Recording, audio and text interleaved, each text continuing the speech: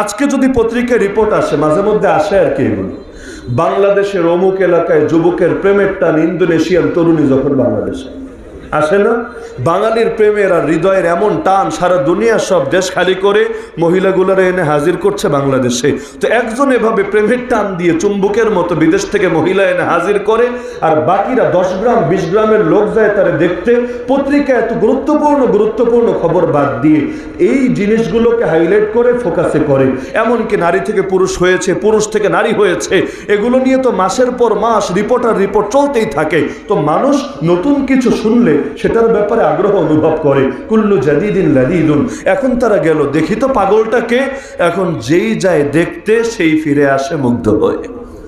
আজকের যুগেও যে আলেমের বিরুদ্ধে যত প্রোপাগান্ডা চলে, সে আলেমের জনপ্রিয়তা আল্লাহ দেন তত বাড়িয়ে। তা আবুল আহাব যখন তার ব্যাপারে এই কথা বলা হলো, চাইলে, আমার মাথায় যে প্রশ্নটা জাগে, চাইলে কিন্তু সে অন্তত ইসলামকে ভুল প্রমাণিত করে তার জাতিকে বোঝানোর জন্য, বাস্তবে তো করা সম্ভব না, কিন্তু অন্তত তার অনুসারীদেরকে বুঝ দেওয়ার জন্য সে কিন্তু কালেমা পড়তে পারত।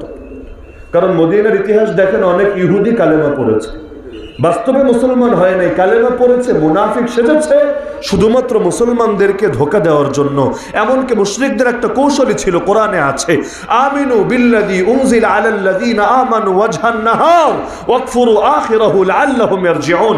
দিনের শুরুতে গিয়ে মুসলমানদের উপর যে কিতাব নাজিল হয়েছে তার উপর ঈমানের ঘোষণা দাও, আর দিনের শেষ ভাগে এসে কাফের হওয়ার ঘোষণা দাও। এতে কি হবে? সকালে তুমি মুমিন হবা, সবাই তোমাকে আপন করে নেবে, বুকে জড়িয়ে নেবে। কারণ দুনিয়ার সব মুমিন অপর মুমিনদেরকে নিজের শুধু আপন ভাইয়ের মতো না, এক দেহের এক একটা অংশের মতো মনে করে, কাজাসাদিন ওয়াহিদ। তো যখন সবাই তোমাকে আগলে নেবে, আপন করে নেবে, আর বিকালবেলা তুমি গিয়ে কাফের হবা, তখন তো অন্যদের ভেতরে প্রশ্ন জাগবে, কিরে সকালে মুসলমান হলো, বিকালে কেন কাফের হলো? লোকে আসবে তোমাকে জিজ্ঞেস করার জন্য, তখন তুমি বলবা, আরে দেখে তো ভালোই ভাবছিলাম, কিন্তু মুসলমান হওয়ার পরে বুঝলাম এই ধর্ম পুরাই পোষা। আপন লোকের সাক্ষী কিন্তু বেশি গ্রহণযোগ্য হয়। একজন মানুষ দূর থেকে গালি আপনাকে দিতেই পারে, কিন্তু কোনোভাবে কৌশলে 1 মাস আপনার আশপাশে তারে রেখেছে সঙ্গী হিসাবে, খাদেম হিসাবে। এখন 1 মাস পর সে গিয়ে যদি আপনার বিরুদ্ধে সাক্ষ্য দেয়, লোকে কিন্তু এটাতেই অধিক প্রভাবিত হবে, অধিক প্রতারিত হবে। নাস্তিকরাও আজকাল এই কৌশলগুলো ব্যবহার করে। এই বাংলার জমিনেই, যেহেতু এটা সচেতন জামিয়া এবং যারা এখানে এসেছেন আপনারাও সচেতন, এই বাংলার জমিন ও নাস্তিকরা একাধিকবার এই ইস্যুটাকে ব্যবহার করেছে। এই ব্যাপারে আগামীতেও সকলে সতর্ক থাকা দরকার। মুফাসসিল ইসলাম নামে একটা নাস্তিককে হয়তো অনেক যুবকরাই চেনেন না? এক সময় মুসলমান হয়ে বয়ান শুরু করে দিয়েছে, অনেকে থেকে বুকে টেনে নিয়েছে, আরে একটা নাস্তিক মুসলমান হয়েছে। আর আমাদের হালত কি জানেন? যদি সংবাদ পান যে শাহবাগ জামে একটা ছেলে হাফেজ হয়েছে, দিলে এত বেশি আনন্দ লাগবে না। তো যদি খবর পান একটা নায়িকা একক নামাজ পড়েছে, দেখবেন পাবলিকের উচ্ছ্বাসে শেষ না, সবাই মিলে আলহামদুলিল্লাহ, শুকুর আলহামদুলিল্লাহ, এটা নিয়ে লেখালেখি, এটা নিয়ে ঝাপাঝাপি, কাপাকাপি সব শুরু করে দিবে। আর একদিকে হাফেজ হয়, আলেম হয়, এতে মজা পায় না, আর আরেকদিকে কোন মিডিয়া কর্মী কি করে না করে এগুলো নিয়ে আগ্রহের শেষ হয় না। এমন খ্রিস্টান খেলোয়াড়ও সৌদি আরবে গিয়ে কালচারাল পোশাক হিসাবে যদি খেলে জুব্বা গায়, আর এরপর যদি নাচে, গান গায়, মদ খায়, সবই করে, তারপরও খুশি হয়, দেখেছো আমাদেরও খ্রিস্টান খেলোয়াড় হুজুর হয়ে গেছে। তো এগুলো নিয়ে আগ্রহ বেশি কাজ করে। তো এই নাস্তিক কিছুদিন নিজেকে মুসলমান দাবি করেছে, অনেক ফ্যান ফলোয়ার জুটিয়েছে, কিন্তু দিন শেষে আবারও কাফের হয়েছে। তো এরা নিজেদেরকে মুসলমান দাবি করে মানুষের আবেগটাকে কাজে লাগিয়ে ইসলামের গোড়ায় গোড়ায় এমন আঘাত করে। আমি আপনাকে অন্তত 1000 সিরাতের সন্ধান দিতে পারবো। সিরাত মানে বোঝেন? আল্লাহ রাসূল সাল্লাল্লাহু আলাইহি ওয়াসাল্লামের জীবনী, যেগুলোর লেখক কাট্টা কাফের, কিন্তু লিখেছে নবীর জীবনী। বলবেন কেন? মহাব্বতে? হ্যাঁ, কেউ মহাব্বতে করে, সেটা আলাদা। তোমাকে ভালোবাসি হে নবী, সিরাতের একটা বই আছে, পড়লে আমি এমন কোনো পাঠক দেখি নাই যে কাঁদে নাই। আমি নিজেও কেঁদেছি, কারণ এমন আবেগ দিয়ে, হিন্দু লোক কিন্তু এমন আবেগ দিয়ে লিখেছে, চোখের পানি ধরে রাখা যায় না। কিন্তু আমি আপনাকে এমন অন্তত 1000 সিরাতের নাম বলতে পারবো যেগুলো আবেগের জায়গা থেকে লেখা হয় নাই, লিখেছে বিশাল করে। কোনোটা 2000 পৃষ্ঠা, 4000 পৃষ্ঠা, 2 খণ্ড, 4 খণ্ড, 5 খণ্ডের কিতাব। পুরো কিতাবের মধ্যে নবীর গুণাগুণ, নবীর বৈশিষ্ট্য, নবীর ভালো দিক, নবীর এমন সূক্ষ্ম বিষয় যেগুলো নর্মালি আমাদের আলোচনায় আসে না, সব ভালো বলে 1-2 জায়গায় গিয়ে একটু বিষ ঢুকিয়ে দেয়। সবই তো ভালো, তবে আমাদের চায়ের দোকানে আমরা গিবত করি যেমনি, আরে অমুকের এইটা ভালো, ওইটা ভালো, ওইটা ভালো, ওইটা ভালো, 10 মিনিট খালি ভালো আর ভালো আর ভালো। এরপর একটু চিন্তা করি সবই তো ভালো, তবে এরকম তবে দিয়ে একটা গিবত আমরা করি নাকি করি না? আমাদের বুজুর্গরা অনেক সময় এজন্য বলেন অন্যরা নিয়ে আলাপ করারই দরকার, প্রশংসাও দরকার নেই, কারণ আলোচনা করতে করতে কখন সমালোচনা হয়ে যাবে তুমি নিজেও টের পাবা না। সব ভালো, খালি হুজুরটা এমনি হাঁটে কা, সব ভালো, হুজুরটা এমনি চলে কা। এখন তো হুজুররা যা করে তাই হয়ে যায় দোষ, এমনি বলে কেন, এমনি করে কেন, এমনি চলে কেন, যে যেটা করবে সেটাতেই হয়ে যাবে দোষ। তো এখন এই সমালোচনার এক মাদ্দা, যারে দেখতে পারি না তার চলন বাঁকা। এক মহিলা ছিল, তার স্বামী হলো বড় পিসা, মুরিদও অনেক, কিন্তু মহিলার চোখে হুজুররা ভাল লাগে না। আর বউ তো বউই, কয় বউয়ের চোখে স্বামী বড় আল্লাহওয়ালা, বড় পীর মাশায়েখ, বড় হুজুর হতে পেরেছে। তো এখন একদিন ঘরে এসেছে বুজুর্গ, মহিলা তার টিটকারি মেরে বলে, আচ্ছা তুমি কেমন পীর হলা? আজকে একজন পীর সাহেব দেখেছে আমাদের বাড়ির ছাদের উপর দিয়ে শু করে উড়ে চলে গেছে, পুরো সুপারম্যানের মতো আর কি। কোনো বিমান নাই, হেলিকপ্টার নাই, কিচ্ছু নাই। এটা দেখলে তো যে কেউ অবাক হবে। যদি এমন হয় হেলিকপ্টার ছাড়ে এক হুজুর এসে আসমান থেকে ডাইরেক্ট স্টেজে পড়ে বয়ান শুরু করে দিয়েছে, আরে কাফেরও তো এই দৃশ্য দেখে মুসলমান হয়ে যেতে পারে। তো এখন তারা শোনাচ্ছে তুমি কি পীর হলা? পীর হলো কেমন পীর হওয়া দরকার? এবার সেই বুজুর্গ বলছে, আচ্ছা আসলে কি সে বড় পীর, বড় বুজুর্গ? বলল হ্যাঁ, হুজুর হলো তেমনই হওয়া দরকার। এবার সে আল্লাহর বান্দা বলল, আসলে সেই লোকটা আমিই ছিলাম। এখন বউ তো পড়ে গেছে বিপদে, প্রশংসা তো করে ফেলেছে, এজন্য আস্তে করে জিহ্বায় কামড় মেরে বলে, ও আচ্ছা এজন্য আমি ভাবছিলাম ওরে তো ওরে শরীরের উপরে ব্যালেন্স রেখে উঠতে পারছে না কিসের জন্য, একদিকে এমনি কাইত হয়ে উঠছে কেন? যদি এতই কামের লোক হতো সোজা হয়ে উঠতো, একদিকে বাঁকা হয়ে উঠছে কিসের জন্য? এতক্ষণে বুঝেছি যে আল্লাহ তুমি ছিলা। তো এখন ওরাই কৌশল ব্যবহার করত যে সকালে মুমিন বিকালে কাফের, যাতে করে মানুষ ধোঁকা খায়, প্রতারিত হয়। কিন্তু আমি এটাই ভেবে পাই না, আবু লাহাব একটা বার যদি অন্তত আইওয়াস করার জন্য কালেমা পড়তো, বহু লোক এই সূরা লাহাব নিয়ে সন্দেহে পড়ে যেত। কিন্তু ওই যে আগেই বলেছি, আমার আল্লাহ তাআলার ফয়সালার বাইরে কেউ কিছুই করতে পারে না। আমার আল্লাহ কপালে হেদায়েত লিখে রাখেন নাই, যার কারণে এমন সাধারণ একটা বুদ্ধিও চিরটা জীবন বসে ওদের মাথায় একবারও আসে নাই। তো বলছিলাম যে জমিন সৃষ্টি করেছেন যিনি, জমিনের ব্যাপারে সবচাইতে ভালো জানবেনও তিনি। এটাই লজিক, এটাই যুক্তির কথা, এটাই বুদ্ধির কথা। তো কিভাবে জীবন চালালে জীবন সুন্দর হবে, কিভাবে পরিবার চালালে পরিবার সুন্দর হবে, কিভাবে সমাজ চালালে সমাজ সুন্দর হবে, কিভাবে রাষ্ট্র চালালে রাষ্ট্র সুন্দর হবে, রাজনীতি কেমন হলে পারফেক্ট রাজনীতি হবে, অর্থনীতি কেমন হলে পারফেক্ট অর্থনীতি হবে, সমাজ ব্যবস্থা কেমন হলে পারফেক্ট সমাজ ব্যবস্থা হবে, বিচার আচার আইন কানুন কেমন হলে পারফেক্ট বিচার আচার আইন কানুন হবে, এটা সবচাইতে বেশি কি বান্দা ভালো জানবে না আল্লাহ ভালো জানবে? তো সেই আল্লাহ তার রাসূলকে দিয়ে তো সেই আদর্শটা জানিয়েছেন আমাদেরকে। আল্লাহ রাসূল সাল্লাল্লাহু আলাইহি সাল্লামকে বলা হয় জীবন্ত কোরআন। কোরআনের মধ্যে যেটা দিয়েছেন থিওরিটিক্যাল ভাবে, এটাকেই প্র্যাকটিক্যালি শিখিয়েছেন আল্লাহ রাসূল সাল্লাল্লাহু আলাইহি সাল্লামের 23 বছরের নবুয়তি এবং রিসালাতি জিন্দেগি দিয়ে। এখন প্রতিটা জিনিসের ক্ষেত্রে রাসূলকে মডেল মানেন। নামাজ, দুই রকম নামাজ আছে আপনাদের সামনে। এক ধরনের নামাজ হলো হিজবুত তাওহীদের নামাজ, দেখেন নাই মনে হয়, মিলিটারি সিস্টেমের নামাজ। যেই নামাজ যদি এই স্টেজের উপরে পড়া হয়, যত মজবুত স্টেজ হোক, স্মার্ট বাংলাদেশ বললে স্টেজ যেমন লোড নিতে পারে না, ভেঙে টুকরা টুকরা হয়ে নিচে চলে যায়, ওই মিলিটারি সিস্টেমের হিজবুত তাওহীদের নামাজও যদি এখানে পড়া শুরু হয়, ভয় আছে স্টেজের আস্ত থাকবে না, ভেঙে নিচে চলে যাবে। একদিকে নামাজ হিজবুত তাওহীদের নামাজ, এবং তাদের মতে এটাই একমাত্র ইসলামী নামাজ, কারণ তাদের দাবি রাসূলের পর মাত্র 100 বছরের মতো দুনিয়াতে খাঁটি ইসলাম ছিল, তারপর খাঁটি ইসলাম হারিয়ে গেছে, সব ভেজাল আর ভেজাল হয়ে গেছে। দীর্ঘ 1300 বছর পরে টাঙ্গাইলের এক বিরিখোর এক রাজাকার পন্নীর উপরে আল্লাহ সেই আগের ইসলামটা আবার ঢেলে দিয়েছে মুজিজা হিসাবে। এখন সেই ইসলামটাই একমাত্র খাঁটি ইসলাম। আর মাদ্রাসা, মসজিদ, মার্কাজ, খানকা, মাহফিল, এই সমস্ত জায়গায় যে ইসলাম শেখানো হয় এটা ভেজাল ইসলাম। আপনাদের নামাজ নাকি আপনাদেরকে নেবে জাহান্নামে, আর ওদের নামাজ ওদেরকে নেবে জান্নাতে, বলে না নাউযুবিল্লাহ। তো এই যে ওদের কথা, এই কথাটা কি মানবেন? মানবেন কেন? কারণ পরশ পাথর, কষ্টি পাথর মানদণ্ড আছে আমাদের সামনে। আমরা দেখব আল্লাহ রাসূল নামাজ ঠিক কিভাবে পড়েছেন। রাসূল বলে বলে শুধু নামাজ শিখিয়েছেন তা না, প্র্যাকটিক্যাল নমুনা দিয়ে দিয়েছেন। সল্লু কামা রাআইতুমুনি উসাল্লি, তোমরা সালাত আদায় করো ঠিক যেভাবে আমাকে সালাত আদায় করতে দেখেছো। তো রোজার ক্ষেত্রে, হজের ক্ষেত্রে, যাকাতের ক্ষেত্রে, জিহাদের ক্ষেত্রে কোন ক্ষেত্রটা এমন আছে যেখানে আল্লাহর রসুলের আদর্শ পাওয়া যাবে না পূর্ণাঙ্গভাবে, এমনকি ইশকে রাসূল, রাসূলের মহব্বত, রাসূলের প্রেমের হক কিভাবে আদায় করতে হয়, এটাও তো আল্লাহ নবীর জামানায় আল্লাহ তাআলা আমাদেরকে দেখিয়ে দিয়েছেন। কারণ আল্লাহর হক কেমনে আদায় করতে হয় এটা শেখানোর জন্য নবী দিয়েছেন, নবীর হক কেমনে আদায় করতে হয় এটা শেখানোর জন্য সাহাবী দিয়ে দিয়েছেন। নবীও নির্বাচন করেন আল্লাহ, হাদিসের মধ্যে আছে নবীর জন্য সাহাবীদেরকেও নির্বাচন করেছেন কে? আল্লাহ নিজেই তাদেরকে নির্বাচন করেছেন। চাইলেও কেউ সাহাবী হতে পারে না। আরে নবীর আপন চাচা হয়ে, রক্তের আত্মীয় হয়ে, নবীর জবান থেকে কোরআন শুনে, নবীর মুখ থেকে হাদিস শুনে তারপর ঈমান নসিবে হয় না।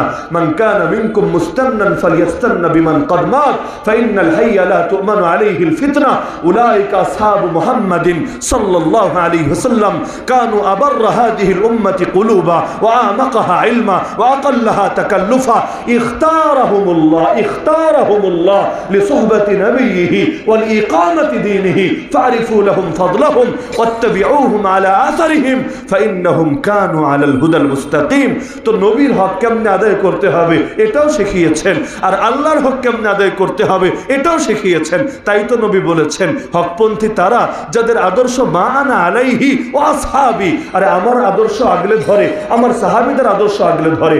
ইসলামী রাজনীতি নিয়ে কেউ যদি পড়ালেখা করতে চায়, এই ব্যাপারে যদি ফতোয়া দিতে চায়, নবীর খুলাফায়ে রাশেদিনকে মাইনাস করে কিয়ামত পর্যন্ত টাইম ব্যয় করেও পূর্ণাঙ্গ ইসলামী রাজনীতির চিত্র উপস্থাপন করতে পারবে। এমনকি শাসক নির্বাচন করে কিভাবে, এই পদ্ধতি এসেছে কাদের থেকে? আপনি অতীতের কিতাবগুলো পড়েন, শাহ ওলিউল্লাহ দেহলভী রহমাতুল্লাহ আলাইহি ইজালাতুল খাফা আন খিলাফাতিল খুলাফা, ওটা থেকে শুরু করে বর্তমান সময়েও আমাদের আকাবিররা যত কিতাব লিখছেন সবগুলো পড়েন। বাস্তবতা কিন্তু এটাই পাবেন যে আল্লাহর রাসূল সাল্লাল্লাহু আলাইহি ওয়াসাল্লামের পরে আবু বকর যেভাবে নির্বাচিত হয়েছেন, ওমর যেভাবে নির্বাচিত হয়েছেন, ওসমান যেভাবে নির্বাচিত হয়েছেন, আলীউল মুরতাদা রাদিয়াল্লাহু আনহুম আজমাইন তারা যেভাবে নির্বাচিত হয়েছেন, সেটাই হবে নির্বাচনের তরিকা। ইসলামের মধ্যেও নির্বাচন আছে, তবে নির্বাচনে কারা কারা শরীক হবে এটার জন্য আলাদা নির্দেশনা দেওয়া আছে যে কাদের ভোটটা বেশি দামি হবে, নাস্তিকের নাকি কাদিয়ানির নাকি হিজবুত তাওহীদের নাকি আহলে কোরআনের নাকি কার। ইসলামের মধ্যেও এই ক্ষেত্রে পরামর্শ এবং শূরা সিস্টেম আছে। তবে এখানে যে কেউ চাইলেই পারে না শরীক হতে, বরং নির্দিষ্ট গুণ এবং যোগ্যতার অধিকারী হলে তখনই কেবল পারে তারা এই ইলেকশনে শরীক হতে। তো এখন পূর্ণাঙ্গ আদর্শ তো দিয়েছেন, এমনকি আপনাদেরকে সবর করতে বলেছেন আল্লাহ, ইয়া আইয়ুহাল্লাযীনা আমানুসবিরু ওয়াসাবিরু ওয়ারাবিতু। সবর করবেন কেমনে এটার নমুনাও কি আল্লাহ শিখায়া দেন নাই? দিয়েছেন। একটাবার চিন্তা করেন, আল্লাহকে জমিনের বুকে ইসলামকে জিন্দা করতে আমার নবীর রক্তের মুখাপেক্ষী ছিলেন? আরে নবীর গা থেকে এক ফোঁটা রক্ত ঝরানো ছাড়াই আমার আল্লাহ এই জমিনের বুকে ইসলামকে জিন্দা করে দিতে পারতেন, কিন্তু আমার নবীকে এই দুনিয়ার বুকে দ্বীনের জন্য এত কষ্ট করতে হয়েছে। নবী নিজে বলেন, উযীতু ফিল্লাহি মা লাম ইউদা আহাদ ওয়া লাকাদ উখিফতু ফিল্লাহি মা লাম ইউখাফ আহাদ। আল্লাহর পথে আমাকে এত বেশি কষ্ট দেওয়া হয়েছে যত বেশি কষ্ট কোনোদিনও কোনো মানুষকে দেওয়া হয় নাই। আল্লাহর পথে আমাকে এত বেশি ভয় ভীতি দেখানো হয়েছে যত বেশি ভয় ভীতি কোনোদিনও কোনো মানুষকে দেখানো হয় নাই। একটাবার ভাবতে পারেন কি পরিমাণ ক্ষুধা লাগলে, ক্ষুধার জ্বালায় মানুষ পেটে পাথর বাঁধতে বাধ্য হয়, এর অনুভূতিটাই তো গোটা জীবনে একটাবার কল্পনা করতে পারলাম না। সারা জীবন বলে যাব, শুনে যাব, কিন্তু ক্ষুধার যাতনা কতটা তীব্র আর ভয়াবহ হলে জাস্ট কোমরটাকে সোজা রাখার জন্য মানুষ পেটে পাথর বাঁধতে বাধ্য হয়। আর আমাদের দেশের সবচেয়ে বড় ফকির যে, তারও এমন হয় না যে মাসের পর মাস চলে যায় জাস্ট একটা বারের জন্য ঘরে চুলা জ্বলে না, শুধু খেজুর খেয়ে আর পানি খেয়ে। ইন্নামা হুমা আল আসওয়াদান আল মা ওয়া তামর, শুধু খেজুর খেয়ে আর পানি খেয়ে মাস কাটিয়ে দেয়। আর 2-4 দিন প্রতিবেশীর ঘর থেকে দুধা দিয়ে আসে, যেদিন আসে খায়, যেদিন আসে না তাও খাওয়া হয় না। যেই বিছানায় শোয়, আরে বিছানায় এমন শক্ত ওমর পর্যন্ত দেখে চোখের পানি ধরে রাখতে পারে না, নবীর পিঠ মোবারকের মধ্যে দাগ পর্যন্ত পড়ে যায়। আর আল্লাহর আল্লাহর রাসূল তাকে পর্যন্ত দেশ থেকে বিতাড়িত করা হয়, তাকে পাথর মারতে মারতে গোটা শরীরকে রক্তাক্ত করে ফেলা হয়, তার দাঁত ভেঙে ফেলা হয়, তার আপন চাচার বুক চিরে কলিজাটা বের করে চিবিয়ে খাওয়া হয়। এমনকি নামাজে যান, নামাজ সেজদায় লুটিয়ে পড়েন, তার পিঠের উপর উটের ভরি চাপিয়ে দেয়, নামাজ দণ্ডায়মান হন। উকবা ইবনে আবি মুআইত এসে নবীর গলায় চাদর পেঁচিয়ে শ্বাসরুদ্ধ করে হত্যা করার চেষ্টা করতে শুরু করে। আর নেতার দেখা দেখে কর্মীরা এসে কেউ ঘুষি মারে, কেউ চর মারে, কেউ থুতু দেয়, কেউ ধাক্কা দিয়ে কাবার দেয়ালে ফেলে দেয়, কেউ টেনে হিচড়ে আল্লাহ নবীকে জখম এবং রক্তাক্ত করে ফেলতে চায়। তার ঘরকে চারদিক থেকে ঘেরাও করে ফেলা হয়, সকালটা খালি হোক, মোহাম্মদ খালি বের হোক, তাকে জবাই করে ফেলবো। আরে তার খাবারের সঙ্গে বিষ মিশানো হয়, তার উপর জাদু করা হয়। 9.5 বছরে 27টা যুদ্ধ পরিচালনা করা হয় তার বিরুদ্ধে, আর 47টা ময়দানে তাকে বাহিনী পাঠাতে হয় কুফরি শক্তিকে রুখে দেওয়ার জন্য। এত এত কষ্টের কি দরকার ছিল? আল্লাহ তো চাইলে শুধু কোন শব্দের দ্বারা, হ শব্দের দ্বারা একদিনের মধ্যে, এক মুহূর্তের মধ্যেই ইসলামকে জিন্দা করে দিতে পারতেন, সব বাতিলের কোমর ভেঙে দিতে পারতেন। কিন্তু আল্লাহ তাআলা আদর্শ কেন রাখলেন আমাদের সামনে? আরে এর অন্যতম কারণ তো এটাই, যাতে কিয়ামত পর্যন্ত যত মানুষ আসবে দুনিয়ার বুকে, কেউ মুসিবতে পড়ে জুলুমের শিকার হয়ে মনোবল হারিয়ে না ফেলে, সবর করতে ভুলে না যায়, বরং ওয়াকাইয়্যিম মিন নাবিয়্যিন কাতালা মাআহু রিব্বিয়ুন কাসীর ফামা ওয়াহানু লিমা আসাবাহুম ফি সাবিলিল্লাহ ওয়া মা যাউফু ওয়া মাস্তাকানু ওয়াল্লাহু ইউহিব্বুস সাবিরিন। কত নবী এমন ছিলেন যাদের সঙ্গে বিপুল পরিমাণ আল্লাহওয়ালারা জিহাদ করেছেন, আল্লাহর পথে যত মুসিবত এসেছে তারা মনোবল ভাঙেন নাই, দুর্বল হয়ে যান নাই, শিথিলতার আদর্শ গ্রহণ করেন নাই। আরে আল্লাহ বড় ভালোবাসেন সবরকারীদের। এই সবরের আদর্শ যাতে উম্মতের সামনে থাকতে পারে, শুধু থিওরিটিক্যাল ভাবে না, প্র্যাকটিক্যাল ভাবে, এজন্য আল্লাহ তাআলা আমার নবীর জিন্দেগিতেও এত এত পরীক্ষা ঢেলে দিয়েছে। أشد الناس بلاء الأنبياء ثم الذين يلونهم ثم الذين يلونهم وفي رواية أخرى ثم الأمثل فالأمثل। সবচেয়ে কঠিন পরীক্ষা আক্রান্ত হয় নবীরা, এরপর যারা নবীদের যত কাছে তাদের পরীক্ষা তত বেশি। আমার নবী সাল্লাল্লাহু আলাইহি ওয়াসাল্লাম সফল এবং ব্যর্থ দুই দলের আলাদা পরিচয় দিয়েছেন বুখারীতে লম্বা হাদিস, হুবহু ভাষ্য। তাইসা আব্দুদ দিনার ওয়া আব্দুদ দিরহাম ওয়া আব্দুল কাতিফা ওয়া আব্দুল খামিসা ইন উতিয়া রাদিয়া ওয়া ইন লাম ইউতা সাখিতা তাইসা ওয়া তাসা ওয়া ইযা শিকা ফালান তাকাশা তুবা লিআবদিন আখিদিন বিইনানি ফারাসিহি ফি সাবিলিল্লাহ আশআসা রাসুহু মুগবারাতান কদামাহু ইন কানা ফিল হিরাসাতি كان في الحراسة وإن كان في الساقة كان في الساقة إن استأذن لم يؤذن له وإن شفع لم يشفع। আল্লাহর রাসূল বলেন, স্বর্ণ মুদ্রা, রৌপ্য মুদ্রার গোলামরা ধ্বংস হোক, উত্তম পোশাক আর উত্তম চাদরের গোলামরা ধ্বংস হোক। ওদের গুণ হলো যদি পায় মহা খুশি, যদি আল্লাহ না দেয় মহা বেজার। নবী বদদুয়া দিয়ে বলছেন ওরা বরবাদ হোক, ওরা ধ্বংস হোক।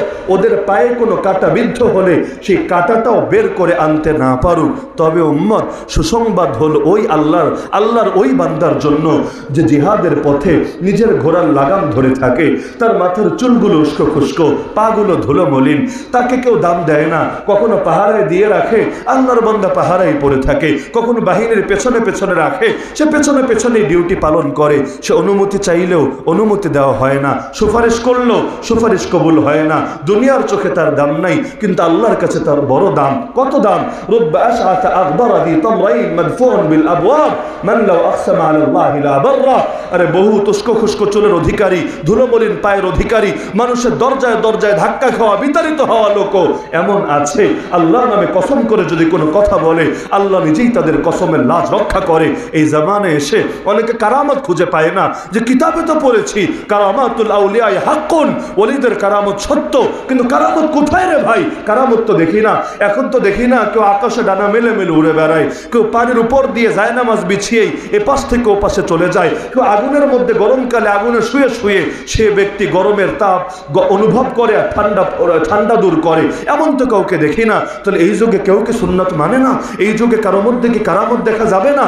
কত কারামত দেখা লাগবে আপনার। আমি যদি আকাশে উড়ি এটা তো আমার ব্যক্তিগত ব্যাপার হলো, আমি যদি পানির উপর দিয়ে হাঁটি আমার ব্যক্তিগত ব্যাপার হলো, কিন্তু এর চাইতে বড় কারামত কি চান আপনি? গুটি কয়েক মাজলুমের হাতে, গুটি কয়েক মুজাহিদের হাতে আল্লাহ তাআলা দুনিয়ার শ্রেষ্ঠ শ্রেষ্ঠ সুপার পাওয়ার গুলোর কোমর ভেঙে দিচ্ছেন। আরে যাদেরকে গোটা দুনিয়া সবচাইতে পাওয়ারফুল মনে করে, এমনকি যেই ইসরায়েল, যেই মোসাদকে দুনিয়া সবচাইতে বেশি শক্তিশালী ইন্টেলিজেন্স মনে করা হয় আমার আল্লাহর কুদরত দেখেন। আল্লাহ তাআলা গুটি কয়েক আরে এমন মানুষ যাদের মাথার চুলগুলো উস্কো খুস্কো, পাগুলো ধুলো মলিন, এদের হাতে এমন মায়ের খাওয়ানো খাওয়ায়, মায়ের খেতে খেতে এক পর্যায়ে বলে সরি রে ভাই ছাইরা দে রে কান্দে বাঁচি। এর চাইতে বড় কি কারামত চান? যে কারামতের বরকতে দুনিয়ার বুকে ইসলাম জিন্দা হয়, যে কারামতের বরকতে মাজলুমের চোখের পানি মুছে যায়, যে কারামতের বরকতে সন্তানহারা মায়ের হৃদয়ে আনন্দ ভরে যায়, যে কারামতের বরকতে মুসলমানদের হারিয়ে যাওয়া মসজিদগুলো, বিরান হয়ে যাওয়া মাদ্রাসাগুলো পুনরায় আবাদ হয়, যে কারামতের বরকতে শীঘ্রই আবারও আমাদের প্রথম কেবলা ফিরে আসবে আমাদের হাতে, আর পৃথিবীর সব কাফেরের কোমর যাবে চিরতরে ভেঙে। তো কোন আদর্শ?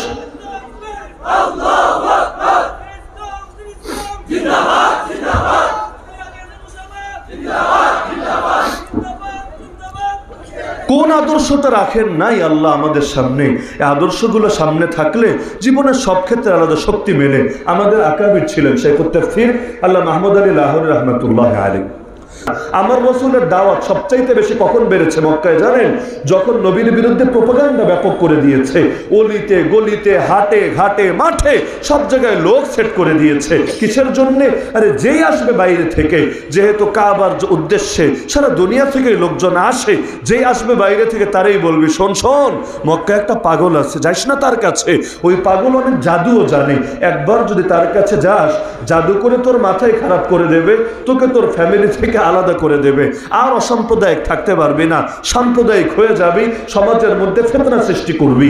এখন লোকের কানে এই আওয়াজ যখন দিচ্ছে মানুষের ভেতর কৌতূহল জেগেছে, আরে পাগল তো জীবনে বহুত দেখলাম বহুত শুনলাম, এই পাগল আবার কোন পাগল যাকে নিয়ে সবাই পেরেশান, রাস্তাঘাটে ক্যানভাসারি শুরু করেছে তাকে নিয়ে? তাহলে বোঝা গেল এই পাগলের মধ্যে বিশেষ স্পেশালিটি আছে, এটা ভিআইপি পাগল, একটাবার তো দেখা লাগে, না হলে এলাকায় গিয়ে গল্প করবো কিভাবে?